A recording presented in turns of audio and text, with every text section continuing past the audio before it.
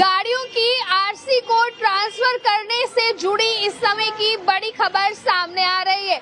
देखिए, अगर आप लोग गाड़ियां खरीदते हैं, चाहे टू व्हीलर खरीद रहे हैं, चाहे फोर व्हीलर खरीद रहे हैं, और उन गाड़ियों को ट्रांसफर करने के लिए आप लोग जो है वो आरटीओ के चक्कर लगाते हैं, या फिर अब तो ऑनलाइन मोड से भी हो गया है। पर अब परेशानी लोगों को यहाँ पर ये आती है कि अगर आप एक स्टेट में रहते हैं और बाहर की स्टेट से गाड़ी खरीदते हैं तो उन्हें ट्रांसफर करने में ज्यादा मुश्किल आपको आती है। फर्ज कीजिए आप जम्मू कश्मीर में रह रहे हैं और जम्मू कश्मीर के बाहर से कहीं से गाड़ी खरीदते हैं, अगर आप दिल्ली से गाड़ी खरीदते हैं, पंजाब, हरियाणा या कहीं से भी गाड़ी खरीदते हैं, तो उनको ट्रांसफर करने के लिए जो प्रोसेस है अब उसको और सिंपल बना दिया है। उस सिंपल प्रोसेस का क्या कुछ फॉलोअर्स है ये मैं आपको बताऊंगी, कैसे आपको वो सिंपल प्रोसेस को अपनी गाड़ी को ट्रांसफर करा सकते हैं। तो चले नजर डालें इस रिपोर्ट की ओर। मैं आपको सबसे पहले ये बता दूं कि आप अगर बाहरले राज्यों से गाड़ी खरीद कर अपने राज्यों में लाते हैं, उसको सबसे पहले तो आपको ट्रांसफर करवाना होता है अपने राज्य के लिए। उसमें सबसे पहले मैं आपको ये बताऊं कि जो सिंपल प्रोसेस किया गया है वो भी मैं आपको बताऊंगी। सबसे पहले आप नोट करने वाली जो चीज है वो ये है,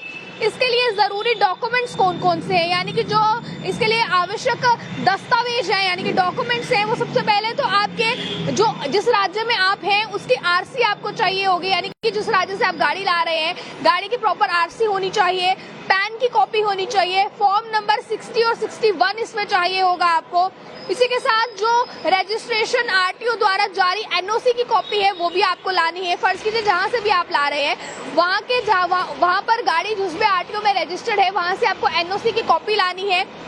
वाहन मालिक जो भी उस गाड़ी का ऑनर होगा उसके पते पर जो है वो प्रांत की यानी कि जो एड्रेस प्रूफ है वो आपको लाना है।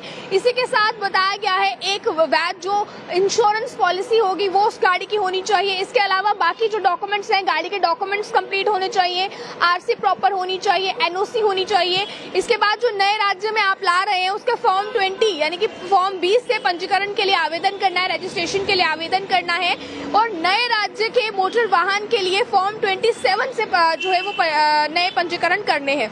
अब इसमें मैं आपको ये बता दूं कि आपके वाहन की वेरिफिकेशन इसमें प्रॉपर तरीके से होती है।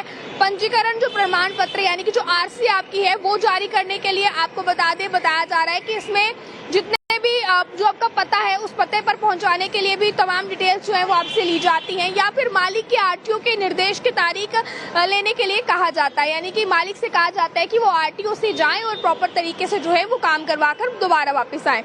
अब इसमें आप ये देखें कि जो कुछ जानकारियां इसमें फिलहाल साथ लग रही हैं कि भारत सरकार इसको लेकर क्या कहती है, या फिर व्हीकल रजिस्ट्रेशन को लेकर ट्रांसफर करने का बहुत ही जो जटिल प्रोसेस है उसको बहुत भी ज्यादा सिंपल कर दिया है।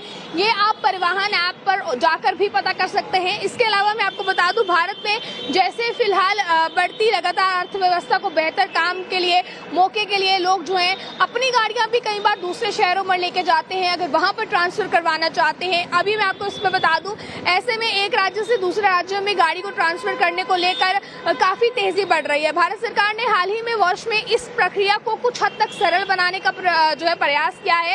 हालांकि उचित दिशा निर्देशों के कमी की वजह से लोग जो है वो परेशान हो जाते हैं कि गाड़ी एक जगह से दूसरी जगह तक ट्रांसफर करने के लिए इसके सही तरीके के बारे में किसी को भी नहीं पता है, या फिर बहुत ज्यादा मुश्किल इस चीज के चलते जो है वो लोगों को आती है। नतीजा इसमें ये निकलता है कि लोग अक्सर जो है वो काम पूरा करने के लिए जो है अनुसूचित धारणाओं का सहारा लेते हैं। अब ऐसे में मैं आपको ये बता दूं, इसके लिए आप लोगों को जो भी नो ऑब्जेक्शन सर्टिफिकेट होगा उसकी जरूरत पड़ेगी और इसी के साथ हासिल करना होगा, और एक राज्य से दूसरे राज्य तक आसानी से ये कदम आप लोग जो है वो उठा सकते हैं। अभी फिलहाल तक की जो कुछ जानकारियां हाथ लग रही थी वो हमने आपको बताया है। आप लोगों को नो ऑब्जेक्शन सर्टिफिकेट भी लेना होगा, वहां की आरसी से प्रॉपर जो डॉक्यूमेंट, वहां की जो आरटीओ है वहां से प्रॉपर डॉक्यूमेंट, वहां की आपको एनओसी लेनी है। अगर तो आपने गाड़ी इंस्टॉलमेंट्स पर ली थी तो उसकी भी एनओसी आपको चाहिए होगी, आरटीओ से एनओसी की कॉपी आपको लेनी है। इसके अलावा जो तमाम डॉक्यूमेंट्स होंगे वो आपको लेने हैं, और अपने राज्य में ट्रांसफर कराने के लिए जो सिंपल प्रोसेस था, जो डॉक्यूमेंट्स इसके लिए रिक्वायर्ड थे, वो भी हम लोगों ने जो है आपको इस खबर के दौरान बताए हैं। इसके अलावा अगर आप लोगों की कोई ज्यादा जानकारी है, आप पता करना चाहते हैं, कमेंट बॉक्स में अपनी राय रख सकते हैं। आगे की जानकारियों के लिए आप लोग देखते हैं अर्ली टाइम्स। मुझे कैमरा पर्सन को दीजिए इजाजत। जय हिंद।